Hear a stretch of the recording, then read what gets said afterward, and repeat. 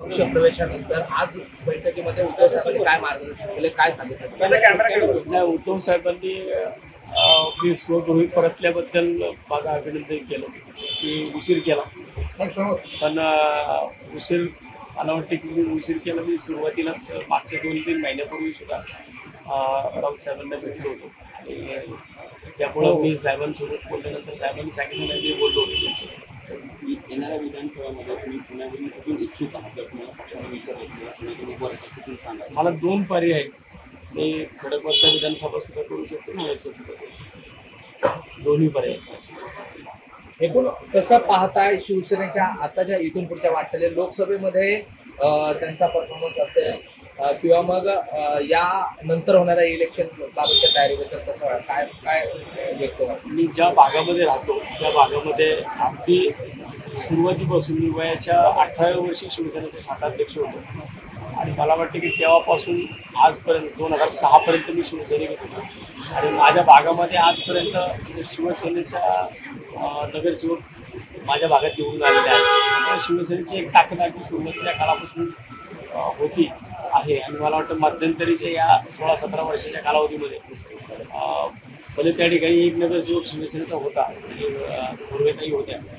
आता जरी नसतील तरी आम्ही त्या माध्यमातून पुन्हा एकदा दक्षिण पुण्यामध्ये एक चांगल्या प्रकारची ताकद शिवसेनेची होती. असं एक शेवटचा प्रश्न, आधी तुम्ही शिवसेनेला त्यानंतर मनसे, त्यानंतर वंचित, आता पुन्हा शिवसेना, लोकांमध्ये कसा मेसेज जाऊ शकतो का की हा व्यक्ती स्वतःच्या फायद्यासाठी पक्ष बदलतात? स्वतःच्या फायद्यासाठी वसंतवरणी कधीच राजकारण केलं नाही. जी लोकांची पब्लिक डिमांड आहे, कारण मला वाटतं की येणारी जी लोकसभा झाली ही लोकसभा मला लढणं गरजेचं होतं, कारण त्या पद्धतीने मी ज्या पक्षामध्ये होतो तिकडून मला सांगण्यात होतं की निवडणूक लढायची.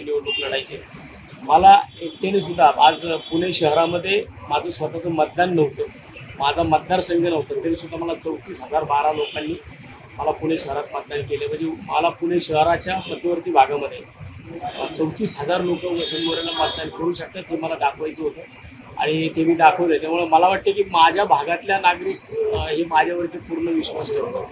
त्यामुळे मी कुठल्या पक्षात गेलो काय गेलो यापेक्षा मी आता ज्या ठिकाणी खऱ्या अर्थाने गरज आहे त्या ठिकाणी मी आलो. या अगोदरची वसंत मोरेंची प्रतिमा ही डॅशिंग तशी शिवसेना उद्धव बाळासाहेब ठाकरे पक्षामध्ये ती सुरुवातीला सुद्धा मी ज्यावेळेस शिवसेनेमध्ये होतो 2006ला त्यावेळेस सुद्धा माझ्यावरती पहिला गुन्हा जो दाखल झाला आहे तो शिवसेनेमध्ये असतानाचाच पहिला गुन्हा दाखल झालेला आहे. त्यामुळे मला वाटतं की त्याच्यामध्ये कुठलाही बदल होणार नाही.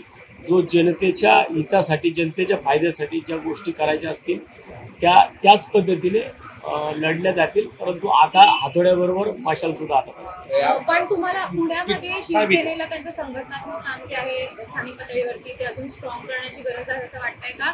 आणि यासाठी तुमचं शिवसेना पुणे शहरामध्ये शिवसेना स्ट्रॉंग आहे. 10 नगरसेवक शिवसेनेचे पुणे शहरामध्ये आहेत आणि मला वाटतं की पूर्वीच्या काळामध्ये तर तुम्ही पाहिलं 2009च्या अगोदर कॅन्टोन्मेंट विधानसभा मतदारसंघ असेल, मावळ विषय असेल, या भागामध्ये सुद्धा शिवसेनेचे आमदार पुणे शहरामध्ये होते. त्यामुळे पुणे शहरामध्ये आणि पुणे शहराच्या आउटस्कटला शिवसेनेची ताकद आहे आणि ती ताकद आता आम्हाला दाखवण्याची पूर्णतः संधी मिळेल. सोबत कोण कोण येते जातात?